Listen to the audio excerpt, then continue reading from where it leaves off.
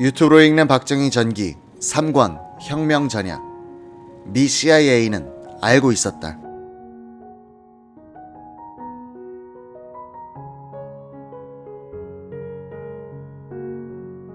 박정희 소장이 거사일로 결정한 1961년 4월 19일이 다가오자 주체 세력은 분주하게 움직인다. 4월 12일 종로 사가 술집에서 박정희, 박시호 공수단장, 문재준 육군단 포병단장, 홍종철 육군단 작전참모, 김종필 등이 만나 육군단 포병단을 출동부대로 삼기로 결정했다. 4월 13일 공수단 차지철 대위는 전날 명동 미도파 백화점 앞길에서 우연히 만나 시공 이야기를 나눴던 박종규 소령과 재회했다. 에어코리아사 앞에 있는 일본 식당에서 두 사람은 사회의 혼란상에 대해 울분을 토로했다. 박종규와 차지철은 미국에서 공수훈련을 함께 받은 사이였다. 박소령은 차지철을 포섭하기로 결심하고 이날 저녁 7시에 명동 사보이 호텔 지하 다방에서 다시 만나기로 약속했다. 여기서 박종규는 사복을 입고 나온 김종필을 차지철에게 소개해 주었다. 박종규는 다방 한 구석에 앉아있는 키 작은 사람을 가리키면서 저분이 박정희 장군이다 라고 했다. 잠시 후 박종규와 차지철은 바로 옆 건물에 있는 육사 9기 강상욱 중령집으로 옮겼다. 거기에는 20명의 혁명주체 장교들이 모여 있었다. 차 대위에게는 놀랍게도 직속상관인 공수단 대대장 김재민 중령이 와 있었다. 차지철은 별실로 불려 들어갔다. 박정희 소장 옆에는 김종필, 오치성 중령이 배석했다. 박정희는 차지철에 대한 일종의 면접시험을 실시한 것이다. 박정희는 장면 정권은 지금 4월 위기설에 대비해 학생들을 무마시키기 위해서 매수작전까지 펴고 있다. 이런 무능하고 부패한 정권은 넘어뜨려야 한다고 역설했다. 다음날 차지철 대위는 공수단의 영내 다방에서 동료 장교들을 불러 모아 혁명 동지로 포섭했다고 한다. 4월 15일 이군 사령부가 있는 대구에서는 이주일 참모장 중심으로 혁명 계획이 진행되고 있었다. 이날 밤 참모장 관사에 공병참모 박기석 대령, 통신참모 박승규 대령이 불려왔다. 세 사람은 4.19 혁명 1주년 기념일 시위로 인해 전국에 계엄령이 퍼질 때 이군이 취할 조치를 확정했다.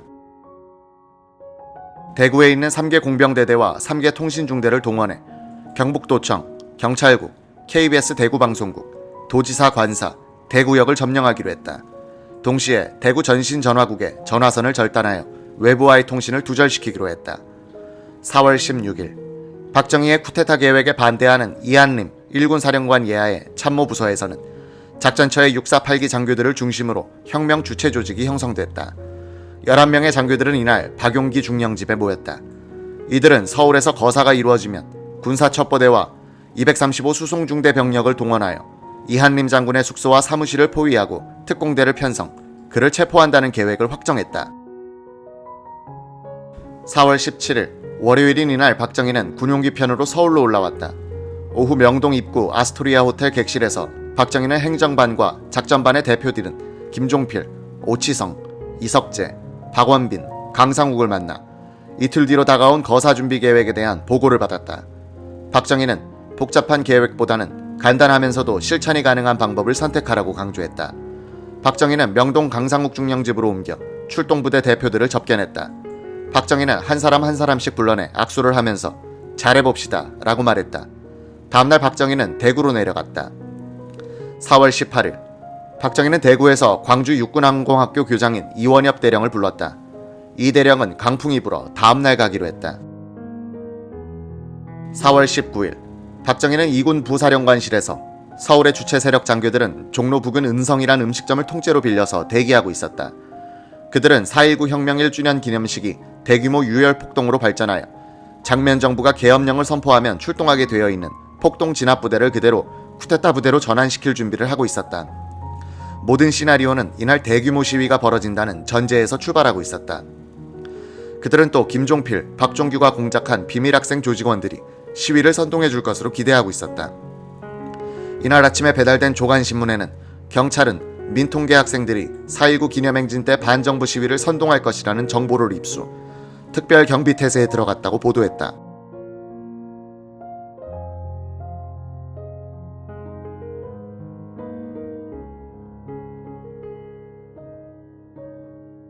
박종규 소령은 이날 국제호텔 내 정글이라는 바, 서울시청 앞 한일다방을 연락처로 정했다.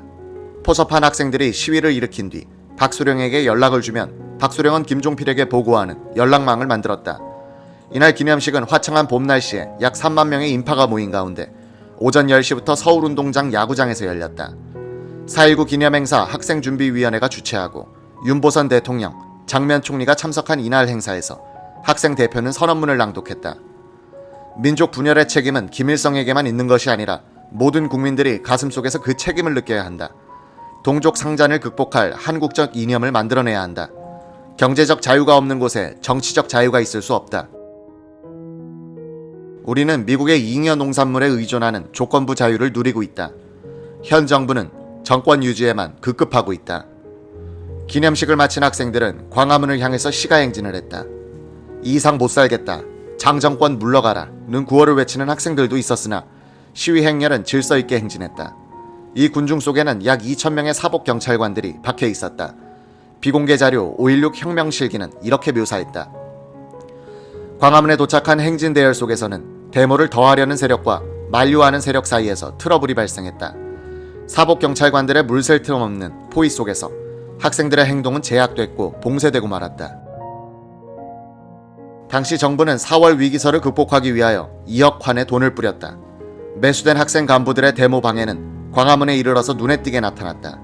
사전에 인쇄하여 놓았던 2만 장의 삐라는 한 장도 뿌리지 못하고 말았다. 오후 5시가 지날 무렵 경찰이 비밀 조직의 학생 간부들을 체포하려 한다는 보고가 박종규에게 들어왔다. 지난 한 달 동안 많은 노력과 비용을 들어가면서 학생 훈련 공작을 맡았던 박수령은 크게 실망하고 학생들의 무기력을 한탄했다. 하루 종일 거사본부로 삼은 은성을 들락날락하던 장교들은 허전한 마음을 어디 비할 곳 없다는 표정으로 물러나야 했다. 그들은 이제는 학생들을 믿을 수 없으니 우리 힘으로 초지를 관철시키자고 다짐했다.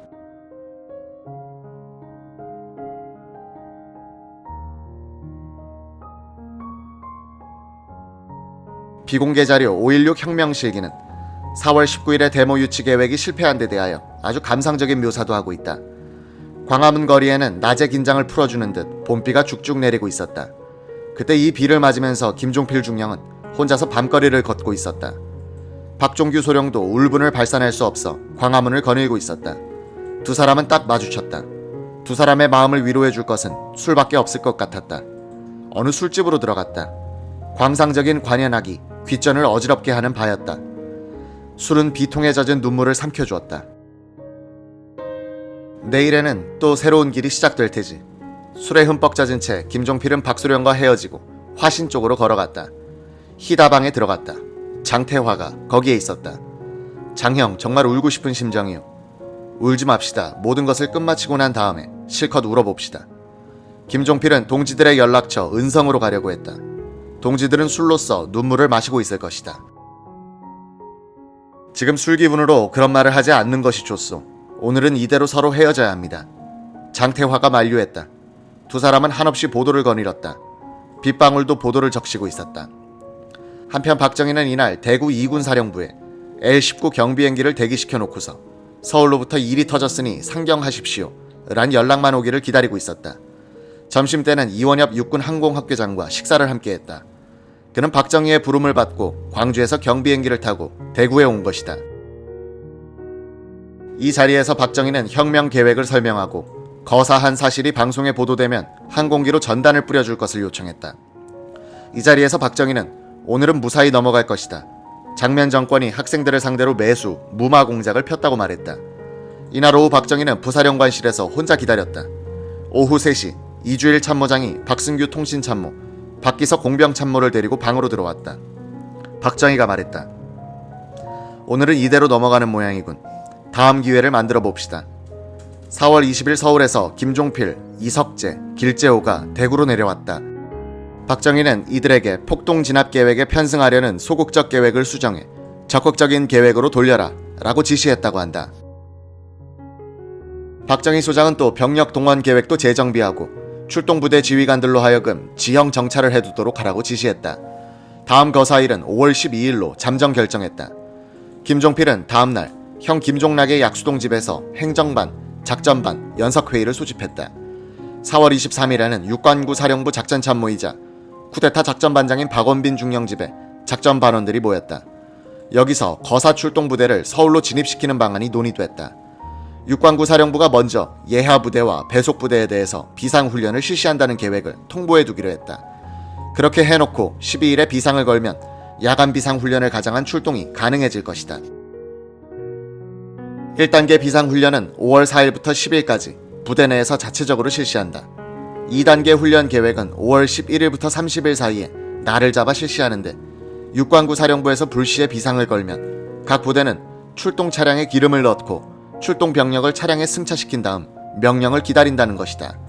이 비상훈련 계획으로 위장된 쿠데타군 출동 계획은 박원빈 중령이 작성, 서종철 육관구 사령관의 결재를 받아 34단, 33사단, 공수단에 내려보냈다. 박정희 소장의 쿠데타 모의는 이 무렵 미군 정보기관과 CIA의 집중적인 감시를 받고 있었다. 당시 맥그루더 주한미군 사령관 보좌관은 짐 하우스먼 대령이었다.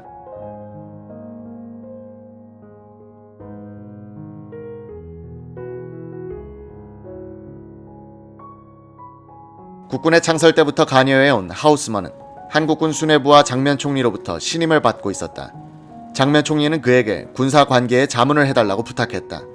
하우스먼은 맥그루더에게 이 요청을 전달했는데 맥그루더는 그 부탁을 거절하라고 지시했다. 하우스먼은 박정희와 친한 편은 아니었지만 알고 지내는 사이였다. 그는 8군 사령관 옆방을 쓰고 있었다. 길만 건너면 육군 본부, 박정희 소장이 육본 작전참모부장일 때는 가끔 부장실에 들러 말을 붙여보려고 했다. 하우스먼은 자신의 회고록에서 1961년 3월 1일 한국군 내에 쿠데타 모의가 진행되고 있음을 맥그루더 대장에게 보고했다고 썼다. 맥그루더 대장은 적어도 한 차례 이상 장도영 총장에게 이 정보를 전해주면서 주의하라고 충고했다는 것이다. 장 총장은 한국군에 관한 한 내가 알아서 할 테니 걱정 말라고 약간 반발적인 태도를 취했다고 한다. 기자가 문서로서 확인할 수 있는 최초의 쿠데타 관련 미국 측 정보 보고는 4월 21일자다. 이날 미국 CIA 계획국 극동과가 서울 지부로부터 받은 보고서를 기초로 하여 작성한 정보보고의 요약문은 이러했다. 4월 21일 진행되고 있는 두 갈래의 쿠데타 모의 중 하나는 2군 부사령관 박정희 소장에 의해서 지도되고 있다. 다른 하나는 이범석 전 국방장관과 민족청년단 단원들에 의해서 모의되고 있다. 사단장들을 비롯한 한국 육군 전체에 걸쳐서 쿠데타 계획이 논의되고 있다. 육군 수뇌부 인사들은 현 정치인들을 무능하고 부패한 집단으로 경멸하고 있으며 그들이 군대를 집단적으로나 개인적으로 상처받도록 환경과 조건을 조성하거나 허용했다고 믿고 있다. 4월 21일 군사 쿠데타의 가능성에 대한 요약, 명백한 위협이 존재한다. 하지만 정치의 안정, 폭력과 무질서의 진정, 경찰력의 증강은 쿠데타 기도를 저지시킬 수도 있을 것이다. 4월 23일 CIA 극동과는 두 가지 보고서를 작성하여 알렌 덜레스 부장에게 보고했다. 4월 23일 진지하게 또 활발하게 쿠데타 모의를 진행하고 있는 무시 못할 집단이 존재한다는 충분한 증거가 확보됐다. 이 집단은 울분에 차 있고 과격하며 목표의식이 확고하고 전격적인 행동을 할 수 있는 인물들로 구성돼 있다. 4월 23일 이 쿠데타 모의는 육군, 학생 집단 그리고 개혁파들로부터 지지를 받고 있다. 박정희가 지도자인 것으로 추측되며 서종철 육관구 사령관도 가까운 지원자인 것 같다. 이상의 CIA 정보 보고는 두 가지 오해를 하고 있다. 이범석과 족청재 장교들이 쿠데타 모의를 하고 있다는 첩보는 장태화를 비롯한 박정희 소장 측에서 퍼뜨린 역정보에 넘어간 때문으로 추측된다. 서종철 육관구 사령관은 쿠데타 모의를 모르고 있었다. 육관구 참모장과 작전 참모가 모의 과정에 깊숙이 참여한 것을 서종철 사령관의 지지로 오해했을 가능성이 있다.